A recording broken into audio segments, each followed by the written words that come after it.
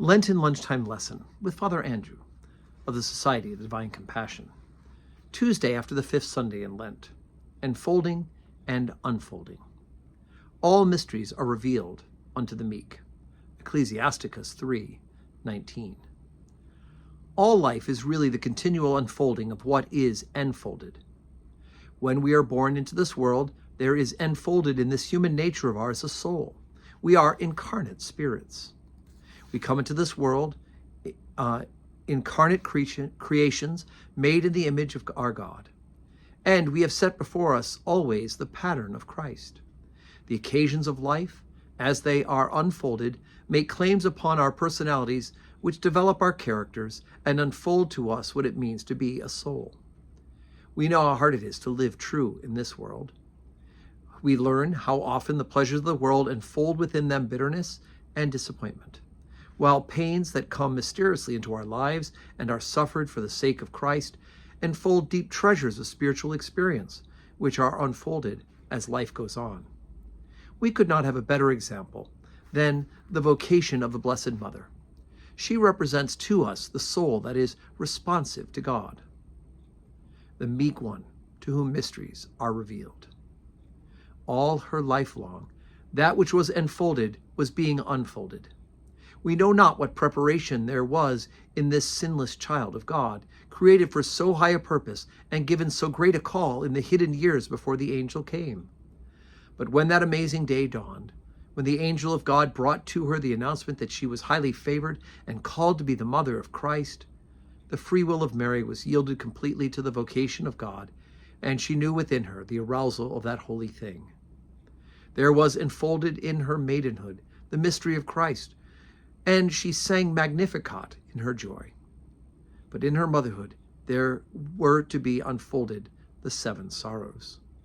Yet those sorrows enfolded glories whose wonder is being unfolded still. Enfolded in the call to the religious life is a self-oblation which must be unfolded as the years go on. It may be some great thing, testing, difficult pain, or some purging of spiritual dryness, but enfolded in it, whatever it may be, will be the glory of the life of the true religious, to be unfolded as the years go on.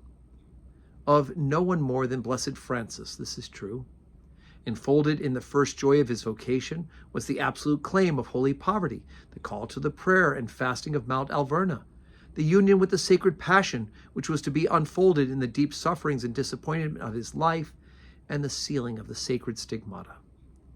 As we come to our communion, in the Blessed Sacrament is enfolded the presence of Christ, but all that it means to eat his flesh and drink his blood will be unfolded gradually in our own Gethsemane and at last on our own Calvary. All the sorrow, all the sacrifice, all the self-oblation, inevitable in the lives of those who feed upon a sacrifice, must be unfolded as we pass on from strength to strength and win at last the vision of God.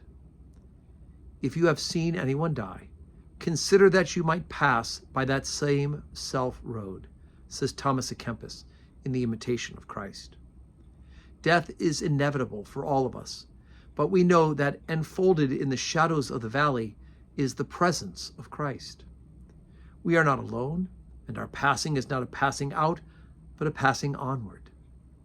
Each one of us is born into this world through a mother's pain. As in the acutest moment of her travail is enfolded the birth of a new life, so in the travail of our dying is enfolded our birth into the world beyond. The life of the child is unfolded here. Our life in God is unfolded there. What is enfolded in pain may be unfolded in glory. The last unfolding of all will be love.